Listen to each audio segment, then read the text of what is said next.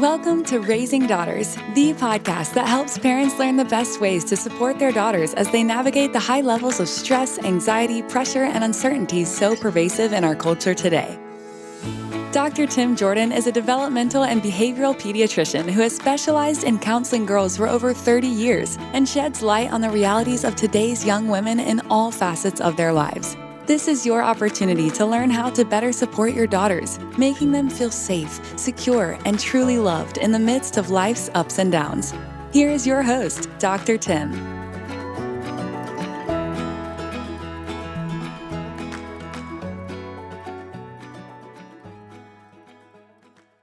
Hey folks, thanks so much for dropping by here again for another episode of Raising Daughters. As you know, I talk about all kinds of issues that pertain to girls, their parents, parenting, what's going on for girls today.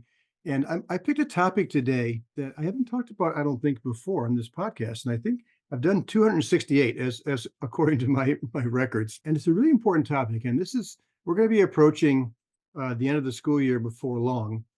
And so for some parents, it ends up being a time when they're going to be sending off maybe their last kid out into the universe, going to college or wherever they go. And so they end up becoming empty nesters. And so I thought it'd be an important topic to talk about as we approach the end of the school year, because a lot of parents suffer through, I think, this process. So instead of me just yapping about this today, I decided to have an author come on. Her name is Bobbi. Is it Chegwyn? I should have asked you for. It is. Well done. Good. Bobbi Chegwyn. And she had been from Australia, so you're going to notice her accent in just a moment. But she actually now has a website. She has a book all about supporting parents who are approaching and going through the empty nest. So thank you so much for being on Raising Daughters. It's a topic, Dr. Tim, that I love talking about. So thank you so much for having me. So tell us really quickly about your background and how you got to doing what you're doing now. Okay, well, I became a qualified practitioner of life coaching back in 2008. And for a long time, I was helping women in transition. And then in 2021, the youngest of our daughters, who was living over here with us, returned to Australia to start her life. And I flew back from settling her into Sydney. And wow, everything hit me. It was kind of unexpected. I knew it would be bumpy, but I didn't realize how bad it would be. And 6 months later, when I still couldn't really get myself out of bed thinking, what am I going to do today? My life is over as I know it. I realized that I needed to, define my niche in the women that I helped. And I really wanted to help empty nest mothers, because that's the way I help myself, by taking other women along for the ride. That's awesome. My last year of fellowship training was in Boston with a pediatrician. His name is Dr. T. Barry Brazelton. You might be too young to know who he was, but anyway, one of the things that he introduced to us and wrote a couple of books about it was he talked about touch points. Right. And touch points, or in his framework, was there's lots of very predictable times in our lives when we're about to go through a big leap in development, a transition. So for kids, 2 and 3 year olds, the terrible twos, 5, 6 year olds growing up stage. I work with girls, so middle school girls, it's a huge touch point. High school seniors is a touch point. College seniors is a touch point. When you're going off into the world after you're done. Also, the months and weeks and months before you get married, if you get married or have a kid, or this is a big one, empty nest. And what his model said was that as we approach those touch points, those transitions, we tend to fall apart. Mm-hmm. There's a whole bunch of people are out of sorts and just crabby and moody. And there's all this stuff that happens as we're kind of gathering the energy and whatever else to kind of take the leap in development. So I thought that would be an important thing for us to talk about, and mostly you today, is what are some of the emotions that people go through as they approach that stage? Yeah. Well, and you've been through it. I certainly have. So the emotions and what we are thinking generally, now this is after speaking to women for the last couple of years on a daily basis about this topic. So the factors are, there's a loss of purpose. It's like, what do we do now? A loss of identity. We really knew who we were. We lose sometimes certain connections with the other mums who we used to hang out with at practice or other extracurricular activities. We lose significance as we knew it, variety as we knew it. Our role changes within the home. One topic that comes up is, I don't know how to cook for less people. That's a real big thing. Even though we probably have never thought about that, that's a thing that comes up time and time again. And family dynamics change. A lot of women are, well, my husband was dad and now he's my husband. And it's Yeah. just us to speaking with each other again. The emotions really are, it's a process of grief and loss, and it's really one we have to work through. Yeah. What I find, especially like second semester, senior year of high school, and I start seeing a lot of girls and their moms, especially in major power struggles. They're fighting more, they're arguing, there's meltdowns, and there's a lot of normal feelings like you're describing going on, but people don't express the grief and the sadness. So it gets shoved underground and then it comes out as anger. Mm. So that grieving part is huge. I don't think people think about that as a loss, but it is. Yeah, I think in the book, The Post-Nest Plan, the very first part, it's divided into 3 parts. And the first part is acceptance. It's about really inviting all these emotions in, because if we do try to suppress them, they're always going to be there. If we try to run from them, they're going to follow. We need to feel those emotions, sit with them, invite them in, see if they have something to teach us, allow them to help us understand ourselves better. And I find that once we invite those emotions in, for me anyway, and because I do it all the time when I'm going through a certain crisis, I'll sit with it for a couple of days, and more sooner than not, it's moved through me. The energy of the emotions has gone, and I'm able to then take the next step. Yeah. So first we have to normalize it, because I Mm. think some people think, why am I feeling this way? I shouldn't feel this way. I should be happy for my son or my daughter. I remember when we dropped our daughter off. She was the first, not the last, but we dropped her off at college. My wife, Ann, is more emotional than I am outwardly. And so she was crying and my daughter was crying a little bit. But anyway, we had this, we said goodbye. We drove home for 2 hours. And it hadn't really hit me until I walked upstairs and I walked by her room Mhm. and all her stuff, not all, her bed was there, but that's when it hit me. So I closed the door. And my wife's like, "What are you doing?" I said, "I don't know. I just don't want to." It's like a reminder. Yeah. Look, I understand that. And thank you for bringing up the importance of expressing our emotions. On a lot of community forums, it's kind of divided into to 2 groups. The women who really hope to find a safe space for expressing their emotions. And then they've got women who are of the, you've done your job, stop hanging on to your children, you're not doing them any favors, get on with it, suck it up.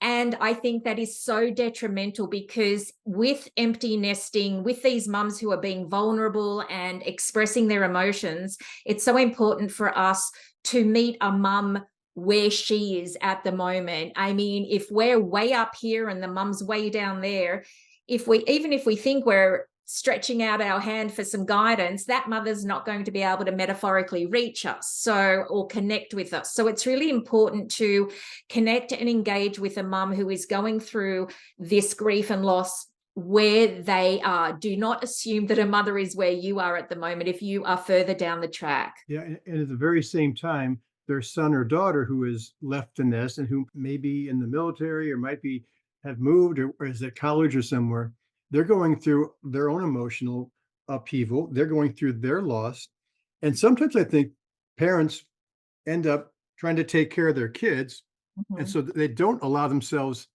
yet to handle their stuff. It's like it pushed once again, their stuff is pushed aside because they're trying to support their son or daughter.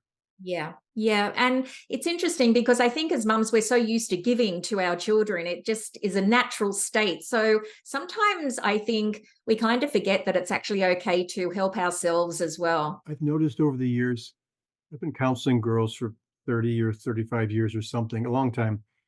I've noticed that's often, not always, but often parents have spent so much energy and so much focus on their kids for 18 years or 25 years, or, depending upon how many kids they have. that when that kid goes off and they have their empty nest, the parents look at each other like, who are you? They've sort of lost their connection too. Yeah, I do agree with that actually.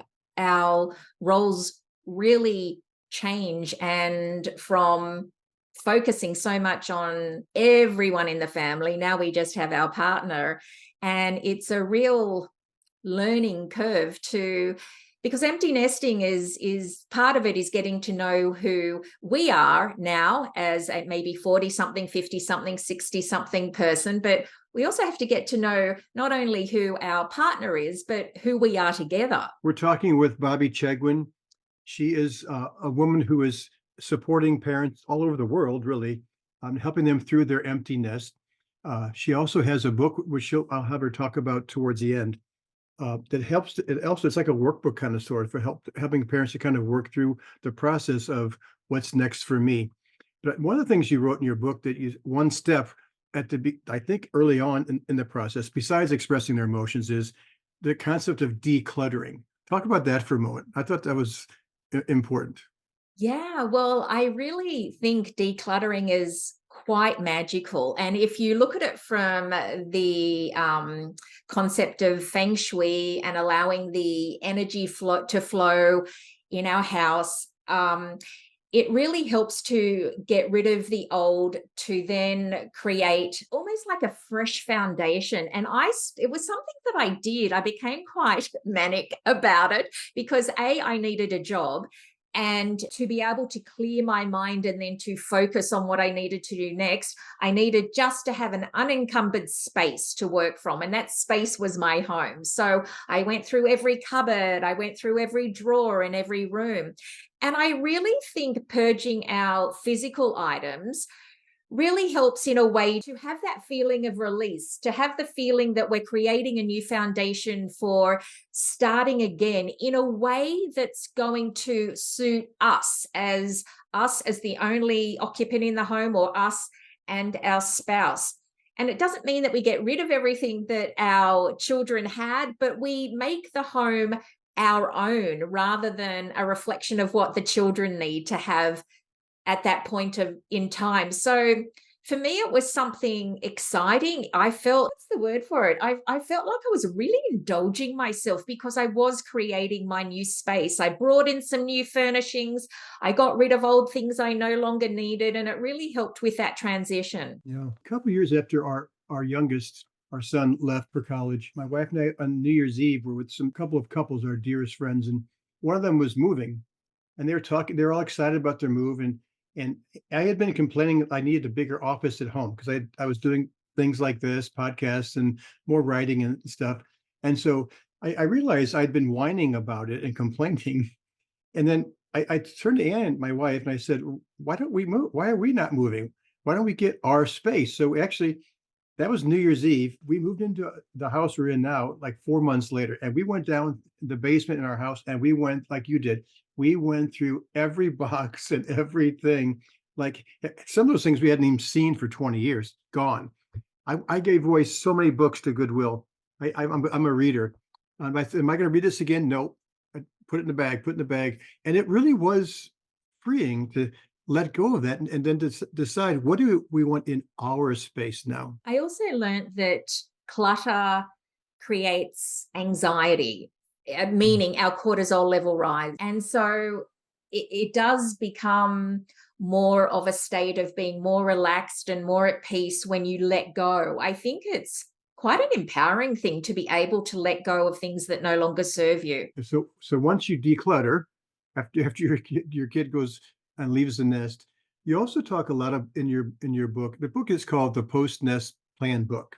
Mm-hmm. You talk also a lot about sort of reflecting about now who am I and or who do I want to be or who do I want to become.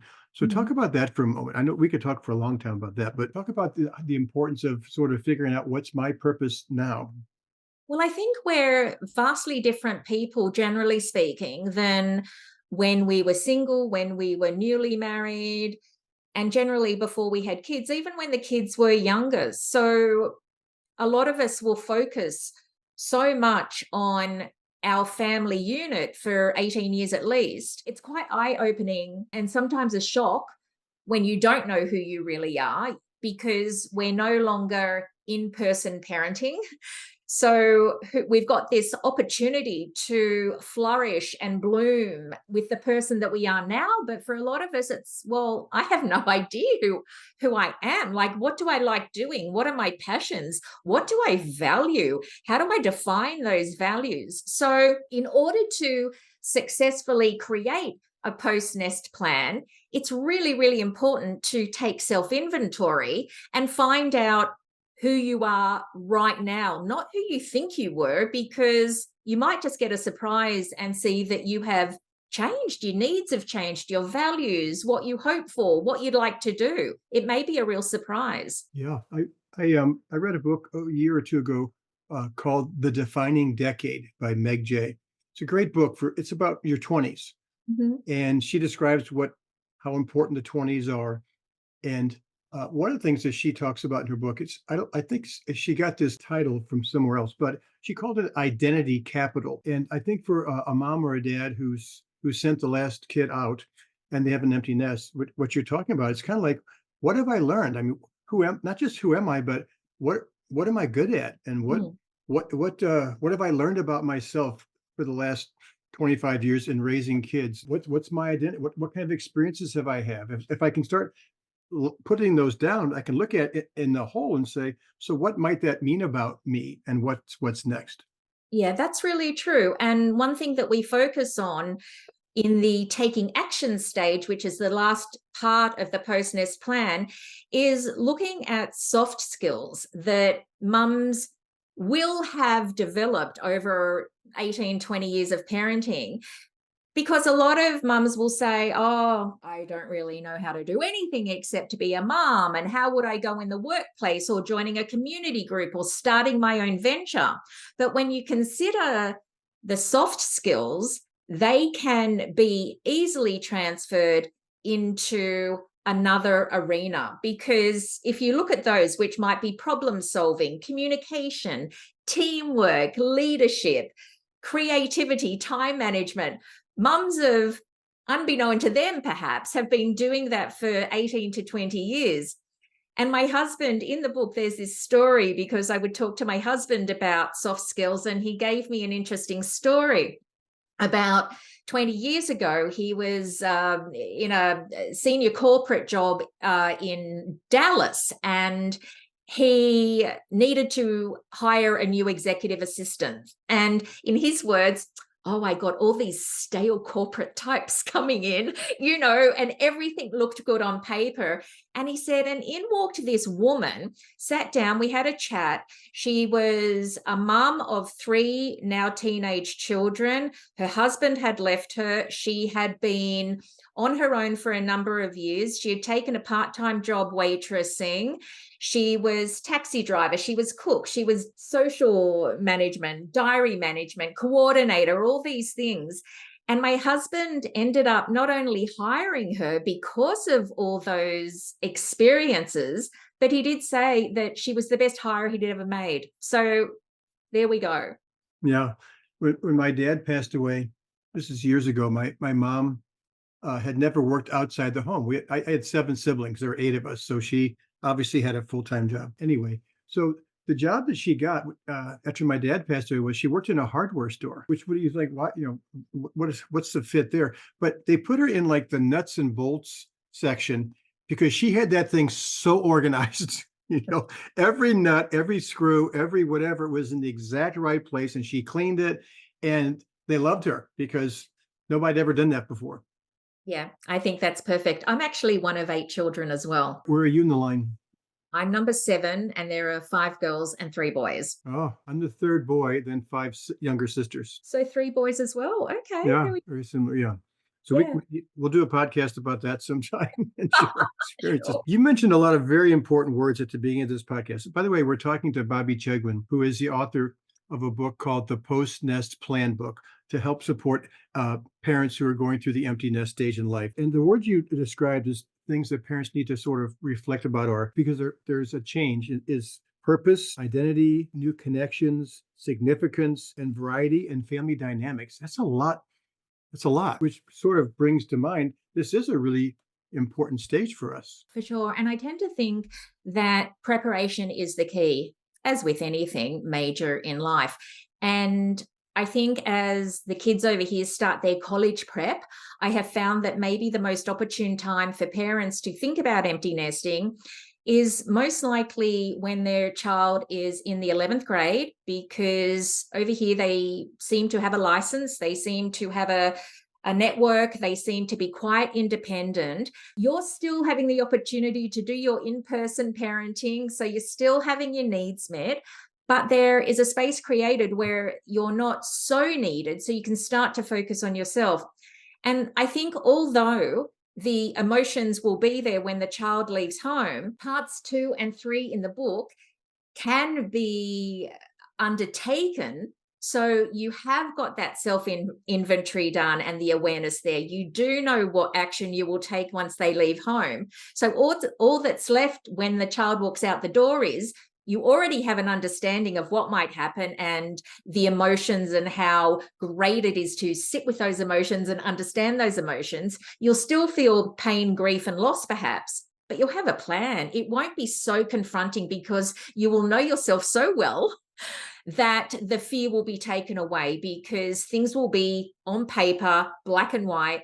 And I always think when things get too scary, think of them as a spreadsheet because they are so boring and so unmotivating for me. And it just puts it in its place. It's not big and fearful. It's just facts on a piece of paper. And if mums and dads and anyone else wants to start looking at what's going to happen once the kids have left home, I would say maybe about 10th or 11th grade when the kids are less needy, go for it then. Find out more about yourself so you'll be less surprised, shocked, and emotional when the time comes. When my wife and I dropped off our daughter, our oldest, to college, I never forget, there was a half a day program for the parents, blah, Anyway, I remember being in this auditorium and the dean of students was talking. And one of the things he said struck me, and not in a good way. He said, parents, your sons and daughters are leaving now. They're going to go down the hallway and they're going to sign up for their first semester classes. And so you're going to stay here because it's time for them to start, doing things on their own. He said, it's time for you guys to start letting go. And my first thought was, if this is the first time you're letting go, you and your kid are in big trouble. And they were, because I remember an hour later, we finished up with the dean and we walked down to get our kids.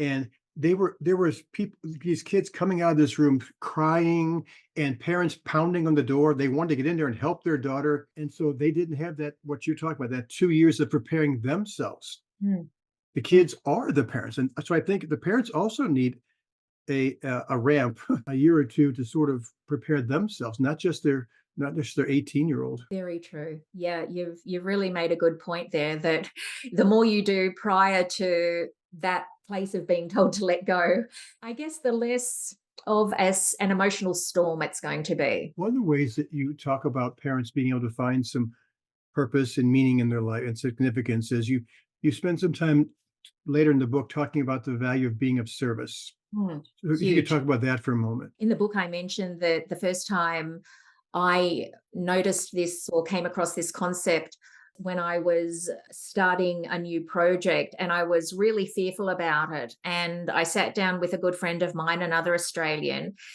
and she said, my pastor actually mentioned something about this a while back. He said, what if you look at your fear of doing something new as being of service? And I thought, you know what, you're right. If I don't do this, this isn't going to happen for these people. That isn't going to happen for these people. And I really changed my perspective. And I came at this new thing from being of service. And I decided to bring this into the book because I think being of service, as I call it in the book, it's the secret success statement. I believe, not only do I think, but I believe from personal experience that being of service, especially in this phase of life, is going to help you nurture something else, just as we did that with our children. Now, people may think, oh, but I don't want to volunteer. it doesn't mean that. The map is not the territory. Things can mean anything you want it to mean. And I like to think that, yeah, you can be of service in starting your own venture. You can be of service in going back to work in a corporate environment. You can be of service in a community group, by volunteering, by starting a Facebook page. And most of all, you can be of service to the world by actually being of service to yourself. So if you want to start small, fill your own happy tank up, do things that are good for you, because then you are going to be in a much better position to be able to go out there and maybe find something that suits who you are and where you can be of service. And if it's not something on a grand scale or even a local scale, you'll be a better person within your family dynamic. You'll be a better person for your kids. You'll be a better person for the partner that's still at home. Yeah, I really think those 3 words have really changed my life. And even this morning, I will do different things, but it fills my happy tank so much. We have a food pantry in our local town, and they were in need of coats and jackets and, woolly hats. And so I did a shout out to the neighborhood group, and I said, I'm going in 2 days, drop whatever you have off on my front porch. This morning, my trunk was chock-a-block, that means full in Australia, chock-a-block full of bags of warm clothing. And I got there and they said, thanks so much. We need blankets as well. So now I'm going to drive this week for blankets. And it's just something that isn't taking up much of my time. It's not costing me a cent. It's making me feel so good because I have the time and availability and a network within our neighborhood to do shout outs. It makes other people feel good about themselves because they know something is needed and they can provide it.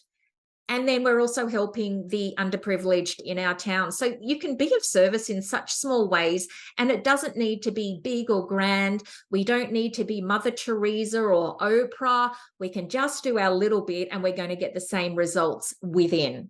Would that include driving a school bus? Yes, I did that. I loved it. I read that in the book. I was like, good for her. I've always thought it'd be fun to drive a school bus, because I love kids so much. It was the best thing. So I came over here to the US and my husband said, look, do what you want to do. And I thought, you know what? I really need to assimilate myself into this community. And I always saw on TV those big yellow buses. We don't have them back home in Australia. And I thought, just because sometimes I can be really random and go after fun things without really thinking about the details too much, I signed up. I learned how to drive on the other side of the road, on the other side of the vehicle, a 30-foot vehicle. And, it was the best couple of years because I actually got the route to drive the 3rd and 4th graders in my neighborhood. So not only did I get to know the town, but I knew all the kids and I got to know all the parents, and then there we go, being of service again, because with the school bus, I thought, driving this bus is a little bit too boring. What can I bring that is part of me into this job? And I thought, you know what? We're all super privileged in this neighborhood. We're going to start the Kind Bus.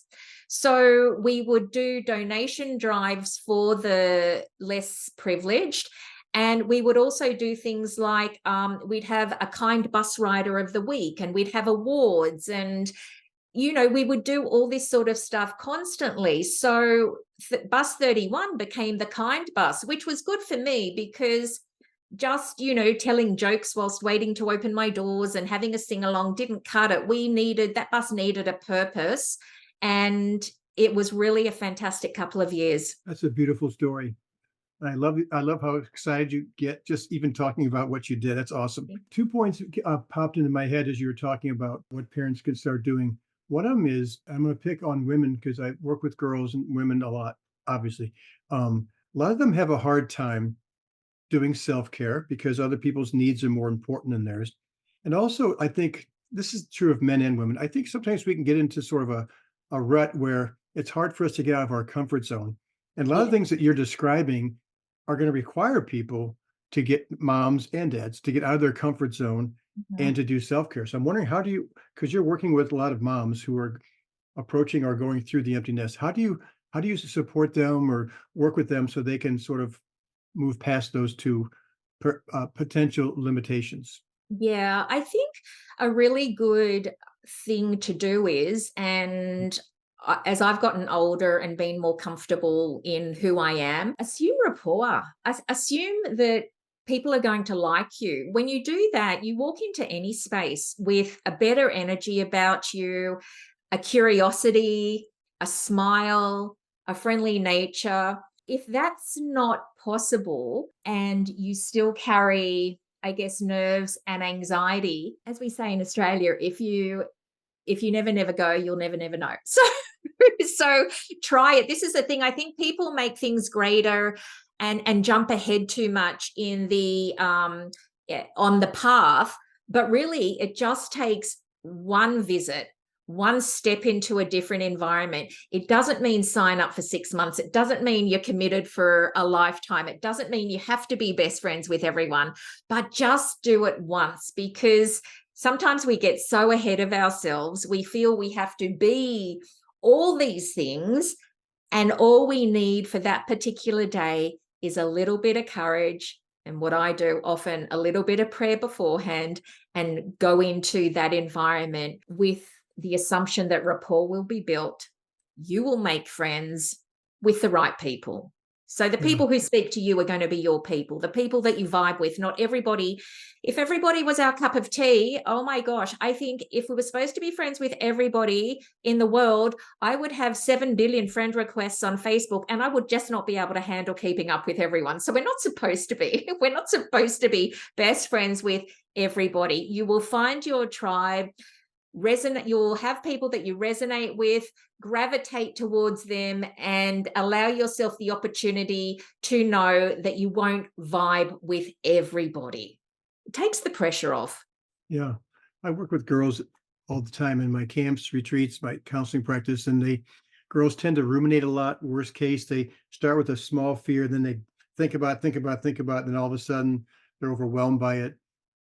So I think sometimes what it takes is for at least the girls I work with, I'm guessing it's the same for their moms, is I tell them there is fear, like with going off to college. For instance, I'm seeing a lot of adults now who are approaching that, and also some women in college who are approaching the end of college. And so I say fear is and anxiety and uncertainty is part of what you're facing. That's true, but there's other emotions that go along with that, like excitement, Mm. a sense of adventure, a Yes. sense of newness. And so you're in charge of which part you focus on. And if you just focus on the fear, it gets bigger, and then it's going to be hard to take that first step. You just need to take that first step, and that first step starts building energy and momentum and connections.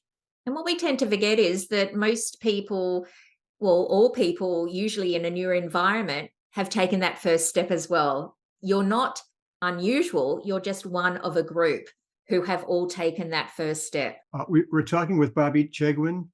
She is the author of a book called The Post Nest Plan Book. It's for empty nest moms wondering what's next, reconnecting with yourself apart from your role as a mom.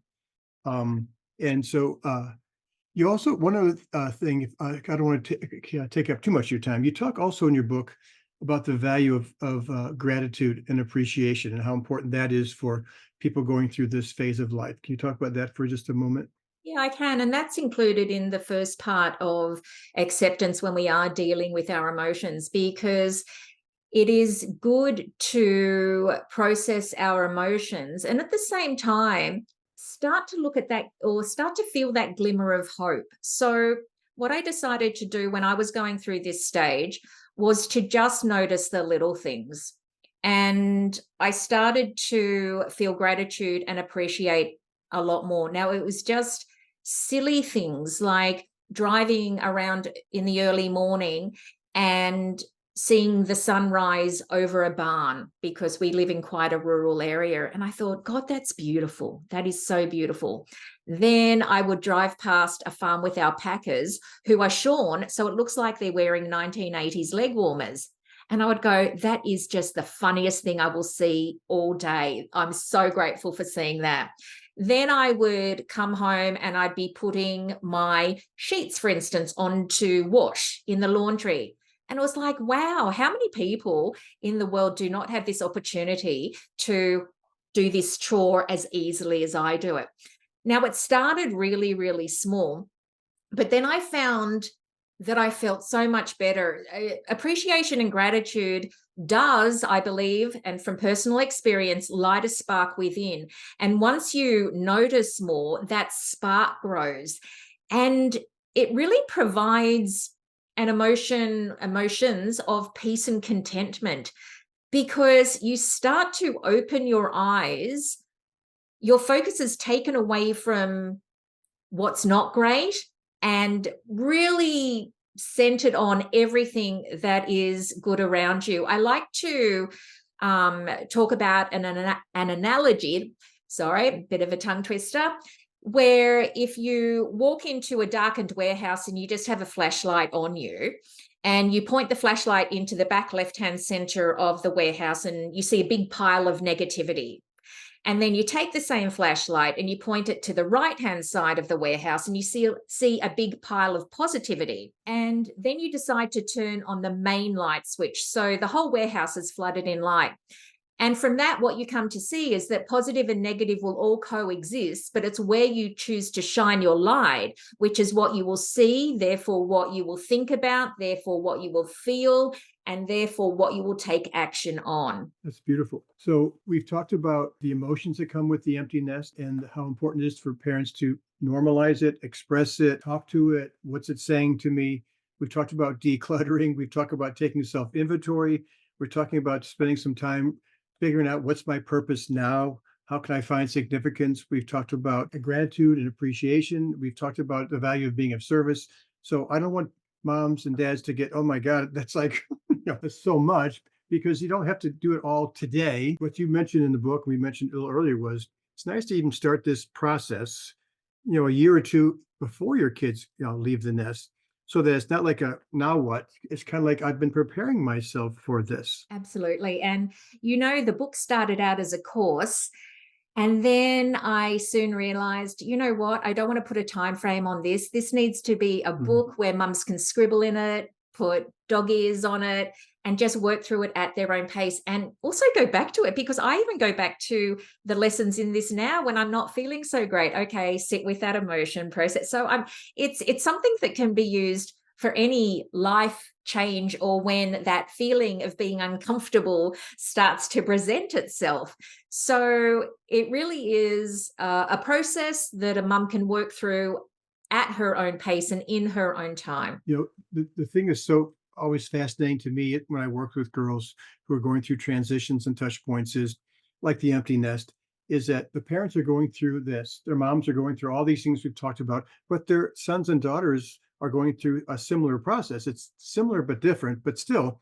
So one of the gifts that parents can give to their kids, I think, if they do all the things that you're talking about in your book, is that you're going to be giving them a role model. You're going to be inspiring them about how do you handle change and uncertainty and transitions. And because kids are having to find a new purpose, they're having to find new connections, all those things. I once watched an episode of Dr. Phil where he was talking to a mum, and this hit home and I've always remembered it.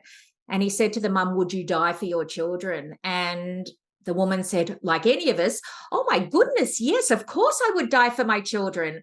And then this was the bomb. He said, "Would you live for your children?" And I thought, oh my God. And that's what we need to do. We need to live for our children. And I so agree.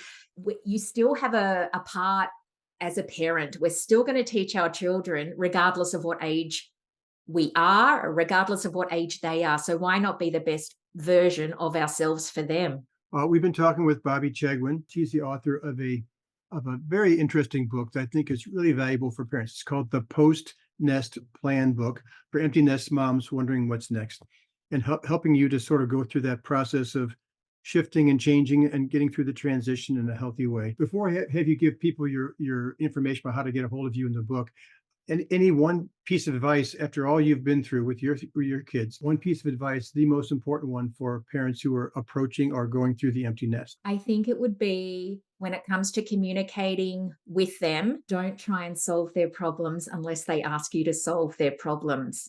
It's a task, but we have to get into the habit of being there to listen, not necessarily to respond, to solve. I have learnt with my two girls, they just want to tell me what's going wrong, but they also want to be able to process that and sort out their own problem. And in that way, I can allow them to learn how to sort their own problems out. So I would say step back a bit. It can be really, really hard, especially because I love solving other people's problems. But I have learned that they don't want you to solve it for them necessarily, but just to sit back and wait until they actually ask for the help, because otherwise, usually they mostly just want to vent like any of us. That's great advice. And that advice can be applicable starting when your kids are toddlers. So it becomes just the way you do business, quote unquote, with your kids. Absolutely. So how can people get a hold of you if they're looking for some counseling, if they're looking for some support, if they're looking for your book? They can go to inspiredemptynest.com. What kind of ways do you support moms? Well, we've got a newbie, which is fantastic. So the site has just been made into an empty nest mums directory. And we actually have a feature where mums can type in their zip code, town, state, country, anywhere in the world, and they can find an empty nest mum local to them. So from talking to mums for the last couple of years, connection was a key. And mums are always wanting to know, are there other mums that I can perhaps get in touch with or form friendships with nearby? Apart from the directory, we have books, we have free resources, we have a podcast called Fly Mum Fly, we have lessons that are called Sister School Lessons. It's a blog, and the SIS in sister stands for self-inventory for the soul. And we've got sister coaching sessions as well for mums who just need that one-on-one talk through any challenge that they are going through. So we've really got a whole lot of stuff in the one spot, and that's inspiredemptynest.com. So it's not the Inspired Empty Nest? No, that was taken, unfortunately. Oh, okay. So I had written that down, so I'll have to Yeah, redo no, that. the company is called The Inspired Empty Nest, but the website is purely inspiredemptynest.com. And for you parents who are walking right now, or you're on a treadmill, or you're driving and you can't write, I always I'll put this link in my show notes so that when you get home or when the podcast comes out, just go to my website. You can find the links to this and also to the book. And the book, you can also get your book on the website. Yeah, you can get the book on the web, click on the website or go to Amazon. It's there as well, or at your favorite bookseller. Thank you so much for your time and also for what you're doing. This is something we don't talk about enough, and parents need support. And I think I have never seen anything like this before, like a solid way to support parents who are going through the empty nest. And all parents go through the empty nest at some point. Yeah. And so thank you so much for what you're doing. Oh, look, I really appreciate being able to come on and talk to you today. As big as the challenge might be, my motto is no empty nest mum shall be left behind. So being able to chat to more mums, I really appreciate. Thanks so much. And then again, I'll put all your information on the website. Thanks so much for being with us here on Raising Daughters. Thanks, Dr. Tim. Well, that was great. So glad she came on because it's such an important topic that we don't give parents enough support around, and not just support when they're falling apart when their kids in college, but also learning how to support moms and dads early on. When your daughters and sons are preparing for college, when they're starting to do applications, when they're starting to think about that process in their junior and especially senior year in high school, that's the time when I think parents can do the same thing for themselves. Once again, I will put some links to Bobbi Chegwyn's her website and also how to get a hold of her book on the show notes. So just go to www.drtimjordan.com. If you know a parent who has a son or a daughter who is a junior, senior in high school, this would be a great podcast to pass on to them to help them get some support. I will, as always, be back here in a week with a brand new podcast. Thanks always so much for stopping by. I'll see you then.